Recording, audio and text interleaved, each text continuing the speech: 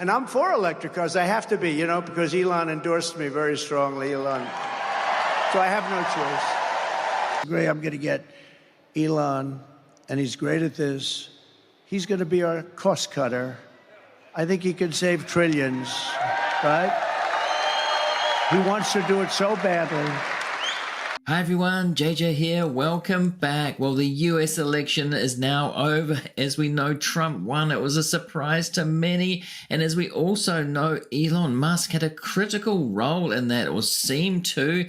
The question for today is Elon Musk now immune from failure because of Trump's win? Does Trump owe him something? What's going to happen here? You can see the first image that Elon Musk himself tweeted out. Let that sink in, referring to when he took over Twitter, when he bought Twitter. But this time he's walking into the Oval Office with a sink. Let that sink in. Does he think that he controls the White House, or because he's so close to Trump, he's got a real line of communication and control at the White House? Is that going to happen? Let's investigate that question. Let's see what's going on after the dust settles on this election. So Elon's followers have been tweeting these things out. Here's another one. This is an AI image of let that sink in the White House. This time he's sitting in the Oval Office chair in the White House. And this is Elon Musk post-election with Trump at MaraLago, partying it up,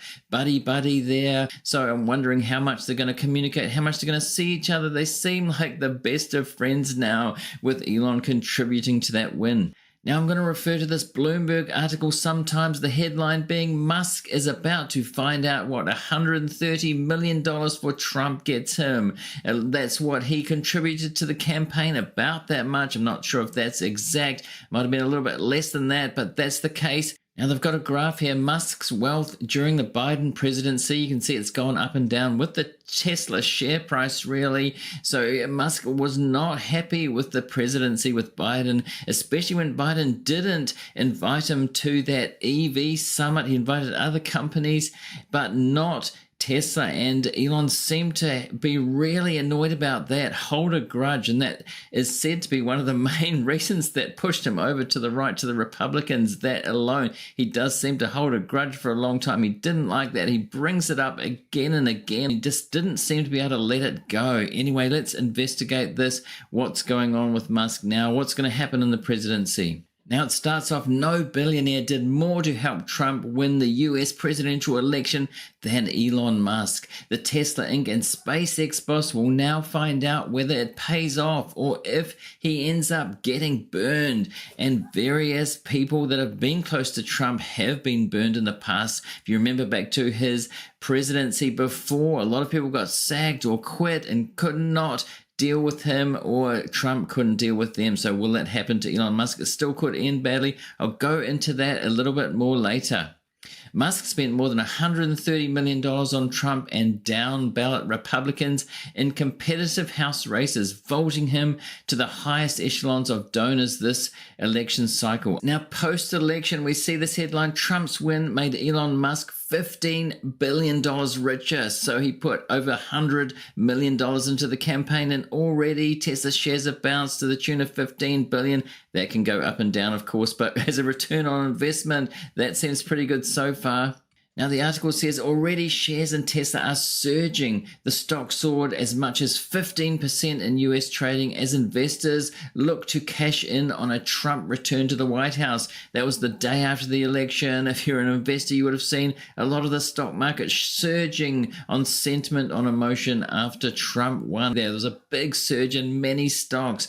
Musk also posted a chart early Wednesday morning that he said showed record usage of X, his social network. So already Musk benefiting in those two different ways. Tesla stock surging, X activity for the election, but that wouldn't really have been different than any other election. It does surge around a big events. Twitter was like that too.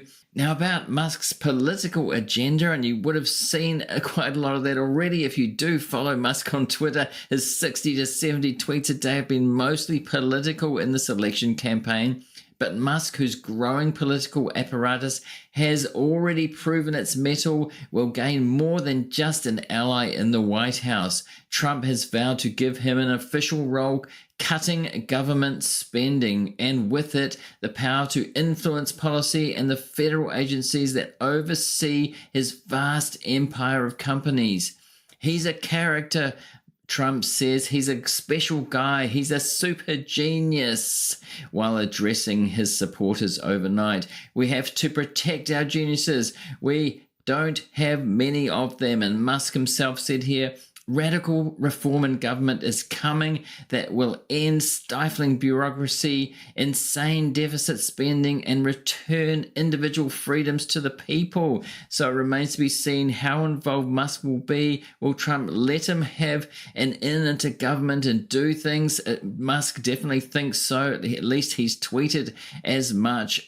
Now, on that, during the campaign, Musk pitched a job for himself to cut government bureaucracy and waste. Trump heartily embraced the idea and regularly mentioned it on the campaign trail.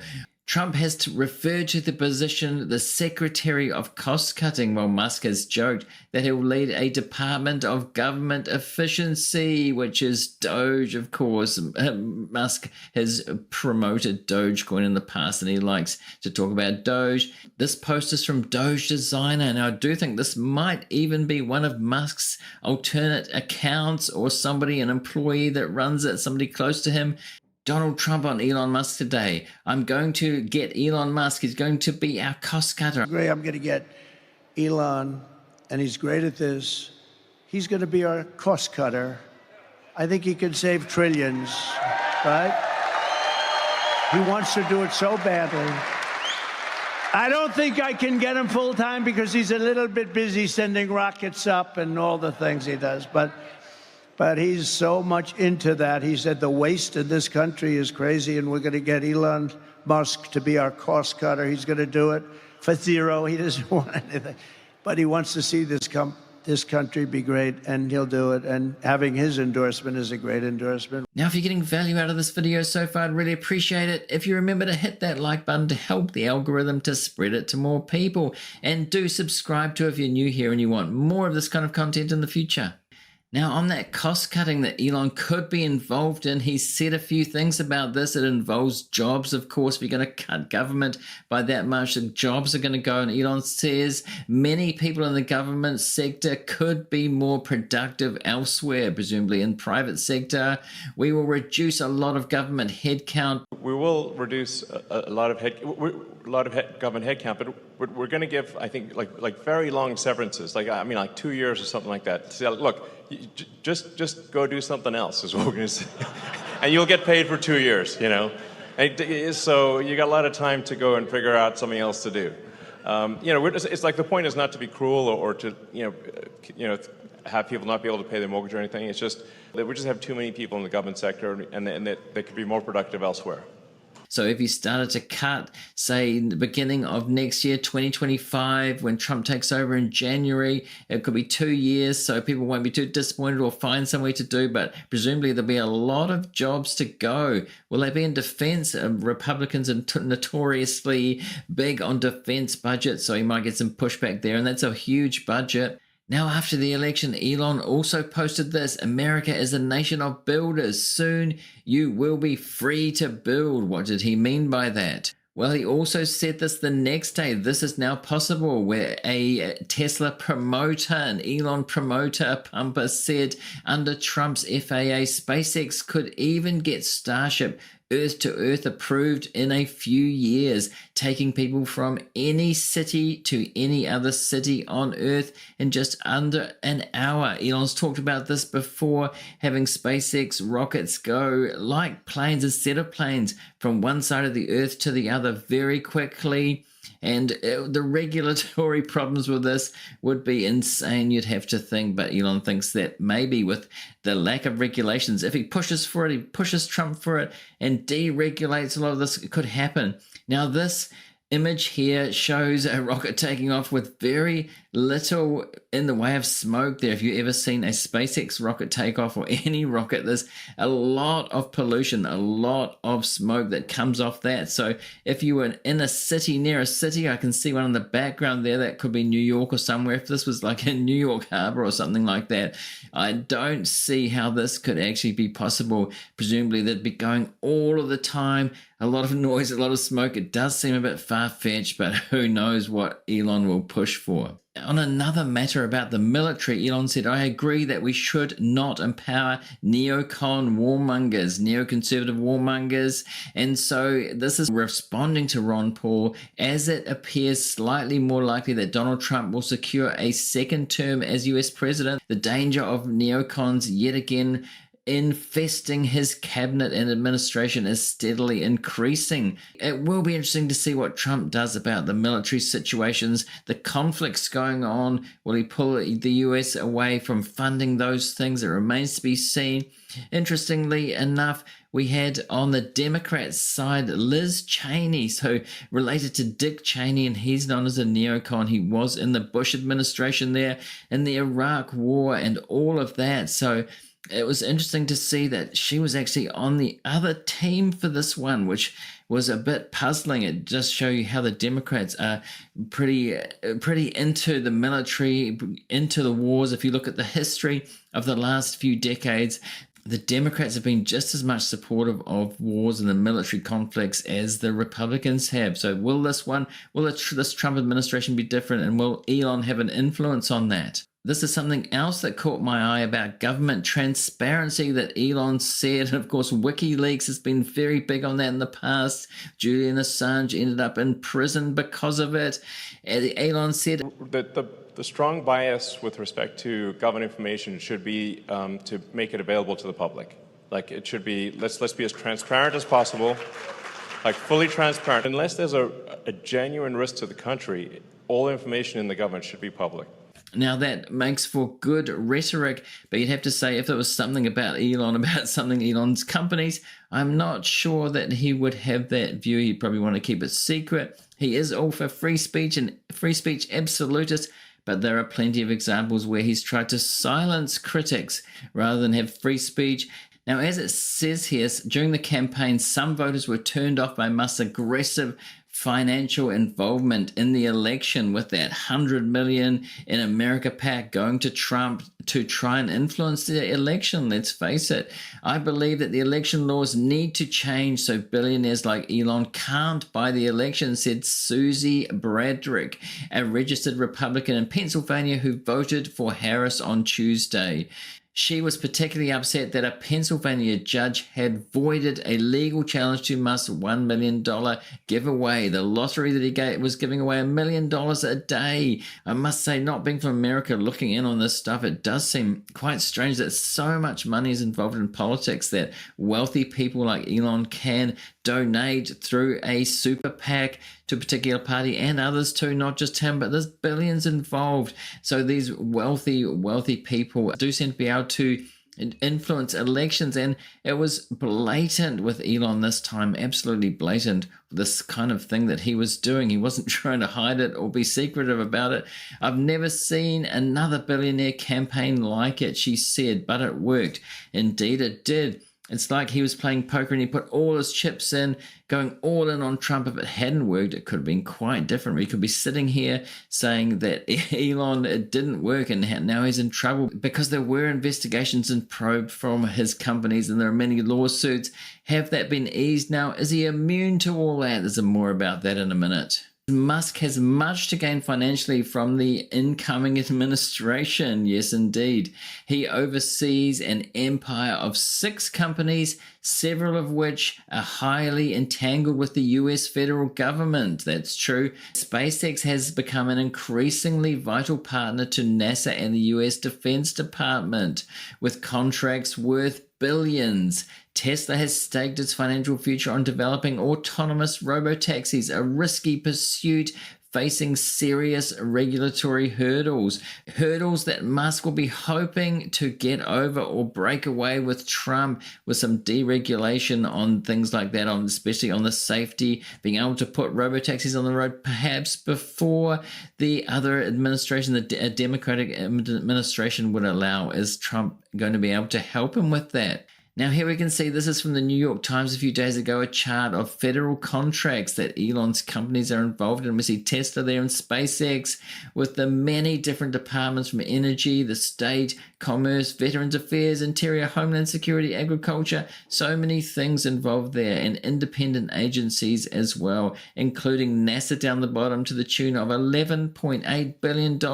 So Elon and his companies very enmeshed with the government at this point, even under the Democratic administration, not just Trump. This has been going on under both administrations. Now, if you're coming back to this channel and you're wondering why that's become so focused on Elon Musk and Tesla, it's because he's become at the center of politics and business life in the US and the wealthiest person in the world. There's so much content and so much to say and follow about Elon Musk. That's why. But I do have another channel. It's called Stock Chat Show. I'll put it on screen and a link to that in the description if you want more variety on stocks and companies. I'm continuing with that. So go and check that out if you want to.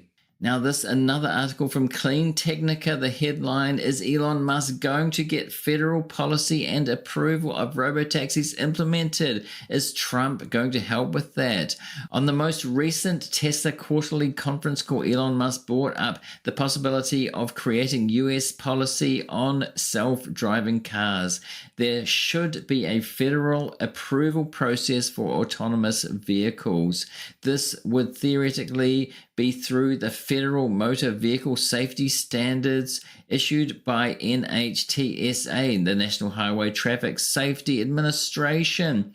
Now it's being investigated. Tesla's being investigated, the autopilot, full self-driving there, but now Trump is going to be in power and Elon with a massive influence. Is this going to be a whole lot easier for Elon and Tesla going forward? We're going to have to see what happens. That could be seen as a massive conflict of interest. Doesn't matter under a Trump administration. Does he care?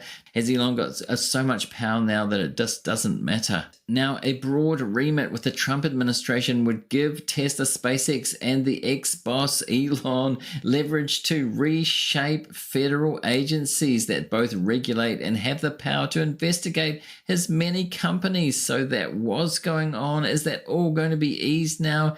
Could Elon have a hand in firing a lot of these people, cost cutting? But there are other reasons to do that, of course. You could do that under the guise of cost cutting.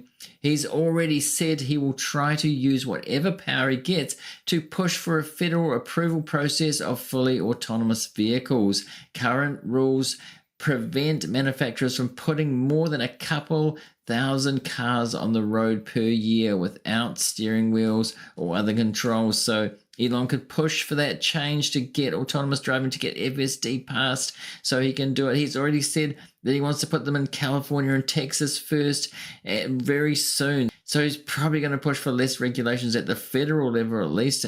It remains to be seen whether that could change at the state level, but that's what he will want. Is that a conflict of interest? Now, already Musk's support has influenced the presidential elect. After the billionaire's endorsement in July, Trump changed his tune on electric vehicles, going from entirely railing against what he called Crooked Joe's insane electric vehicle mandate to praising EVs at times. He has said different things, but he does that on many issues. We can see the change in Trump's videos where he really didn't like Elon Musk to start off with, or EVs, and then once he got a massive amount of money from Elon on an ongoing basis, he did seem to change his tune. He was praising Elon and almost praising EVs, although he says that there needs to be a variety of cars available.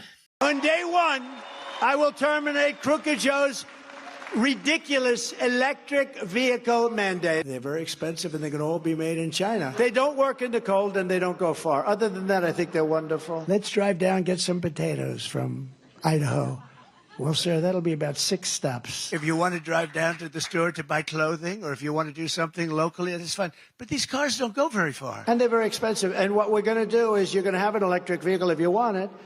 And it's good for short trips, like to the candy store and back. And if you want to buy electric, you can buy electric, but you'll also buy combustion engines, gasoline. I'm not against the electric cars, but if you want a hybrid, you can have it. And if you want, but you can have a lot of choice, and that's the way it has to be. China now is building a couple of massive plants where they're going to build the cars in Mexico and they think that they're going to sell those cars into the United States with no tax at the border. We're going to put a 100% tariff on every single car that comes across the line, and you're not going to be able to sell those cars if I get elected. And by the way, I'm a big fan of electric cars, and, you know, it'll be a certain group of people that are going to want them where they travel short distances. I'm fine with it. What do you think of an electric car? Well, I like Elon, but, you know, the car, you know, and there's a place for electric cars, but you have to have other choices, too. I love Elon Musk. Do we love him? I love him. And I'm constantly talking about electric cars, but I don't mean I'm totally for them, but whatever the market says. And if it's 10% of the market, 12%, 7%, 20%, whatever it is. They cost too much. They're all made in China. Other than that, they're fantastic. And I'm for electric cars. I have to be, you know, because Elon endorsed me very strongly, Elon. So I have no choice. But he knows. I am for him. I'm for him for a small slice is a slice. Everybody's going to be forced to buy an electric car, which they're not going to do because they don't want that. It's got a great market. It's got a market. It's really a sub-market. But they want everybody to have an electric car. We don't have enough electricity. We couldn't make enough electricity for that. I respect Elon a lot. He respects me. And not easy for him to endorse, to be honest with you. You know, it takes courage to endorse. As we've seen on a regulatory front, Elon does have a lot to gain here. This is a headline from not long ago. All the major legal battles Elon Musk and his companies are facing. Now, could some of these go away if they're brought by regulators? Those ones, could that help him a lot? And this is again from the New York Times Investigations and Oversight. This was all of the investigations, or most of them, that Elon's companies were involved in. And again, we can see here Tesla, SpaceX, Neuralink X, all of these cabinet departments and independent agencies having investigation battles and probes from transportation, justice, labor, interior, agriculture, National Labor Relations Board, and many of those, you can see those there that Elon's companies were involved in. So many investigations. Will these go away, or some of them at least be helped by Elon being close to the government like this, close to the president, very close? However, we do have to remember Trump has been president before, and there seems to be a lot of amnesia going on about what happened during his presidency the first time. But one of the things you remember, that there were a lot of firings and resignations. People quit and were fired left, right, and center. It was a parade of them, some of them only lasting days. Remember Anthony Scaramucci, that's him there, I think. He only lasted 10 days. Maybe that was a record. Now, the article says, but it's one thing to campaign together, it's another to work together. The president-elect is known for turning on even his most loyal friends and colleagues. Musk and Trump may be aligned for now, but points of tension could arise between the two men known for their egos. And that's true, they've both got egos. Both got tempers. Elon's known for his demon mode with employees. In the Walter Isaacson biography, he did more than hint at Elon being bipolar, and that could account for that. And Trump has a massive ego. They've both got big egos, as they said here, so could the tension arise?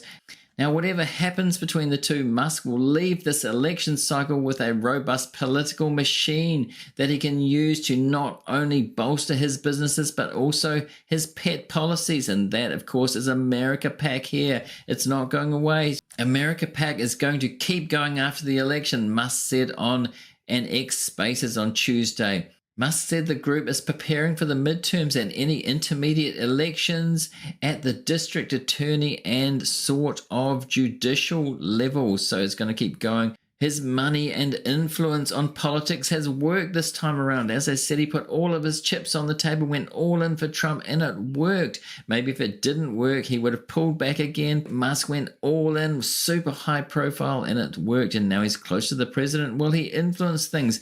What do you think? Let me know in the comments. Do you think that Musk will have a massive influence? Is Musk immune to failure now, at least at the political level? Will a lot of the regulation that he's been facing go away? Will the probes and investigations that are on, will that go away? Will Trump help with that? Or will there be conflict between the two? Let me know. It is going to be a fascinating 4 years with Trump and Musk here, how it evolves. We're following it to see what happens. Let me know in the comments what you think. I'm going to put a link to a related Elon Musk video. Go and see that now if you want to. Also, a subscribe button. Do subscribe to the channel if you're new here and you want more of this kind of content in the future. And thanks to everybody for watching this one, and I'll see you in the next one.